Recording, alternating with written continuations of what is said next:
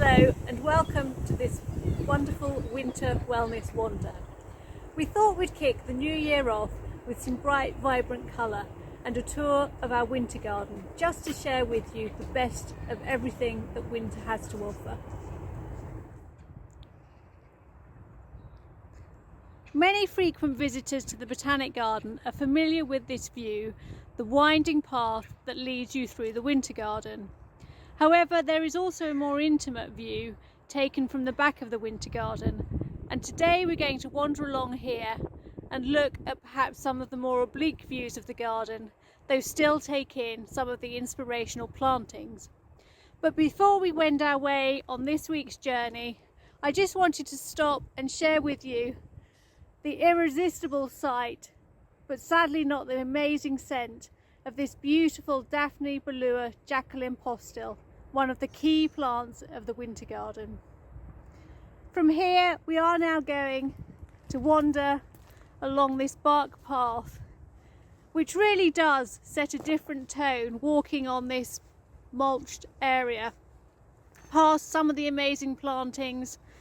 Some of them have already gone over, such as this winter jasmine, Jasminum nudiflorum, just showing a few last flowers.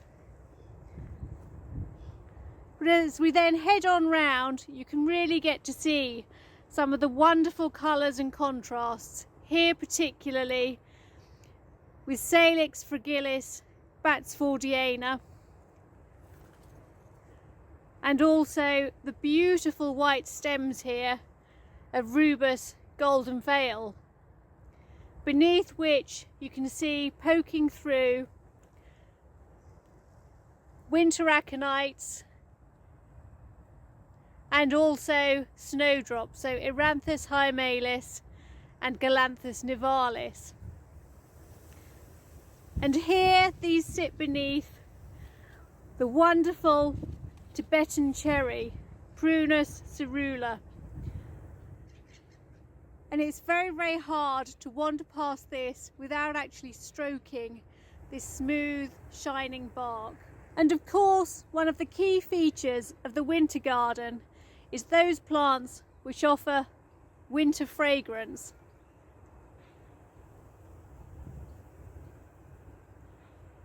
So here we have Chimonanthus praecox grandiflora, which really does fill the air with beautiful scent and fragrance. And here we are at the back of a plant featured in an earlier wellness wander, this time Phylostackis, Auriel Sulcata, Oreo Corlis, which looks just as good from this side as it does from its main viewing point.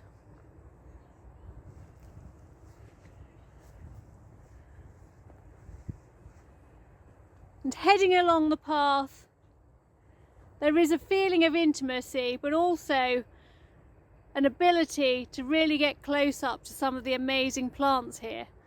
So this is the Concord plant, which has finished flowering, but has these amazing modified stems or cladodes.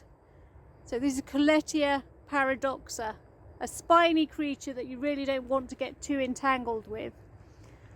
And more scent by way of Sarcococca hookeriana vardigina, which has very, very delicate, almost tassel-like flowers which emit an extraordinary fragrance.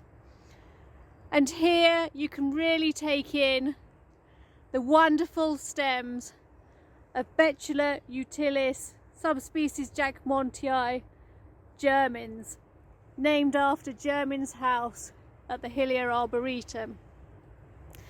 And while you're travelling along this quieter route through the winter garden, you can make out beautiful vistas. So here we are looking across plantings towards Salix alba britzensis,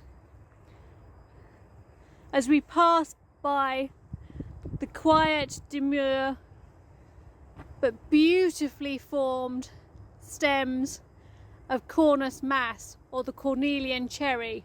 And although this isn't in flower yet, it will produce a mass of golden blaze across its crown, but the stems themselves are just very, very attractive at this time of year with this peeling mottled bark. And underneath, just to add form at ground level, Arum italicum pictum.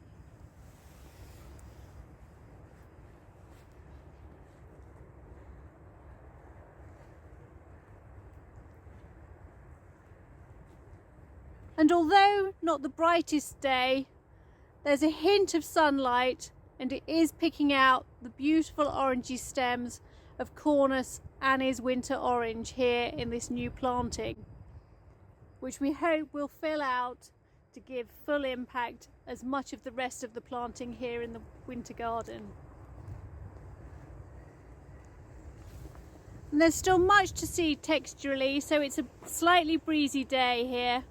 And you can see the heads of Miscanthus sinensis September rot waving and adding to the scene here in the winter garden. But wanting particularly to just stop and admire this planting through this shallow valley which runs to one of the back corners of the winter garden across the whole garden. So you can see in the foreground Formium green wave, again Salix alba britsensis, and in the distance Miscanthus sinensis Ferna Austin.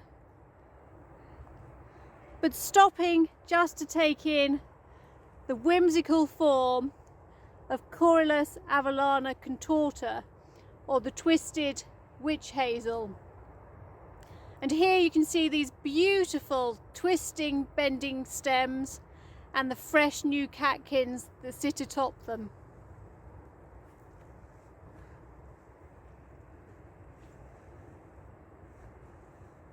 And one of the plants which really doesn't have much to offer for much of the year, but is now just coming into flower with these beautiful blooms,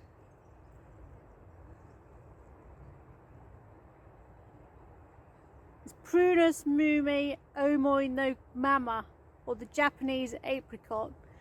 And the blooms are divine on this, so you can see lots of bud coming and much to still admire as we wander through these great wasps of Miscanthus September rot.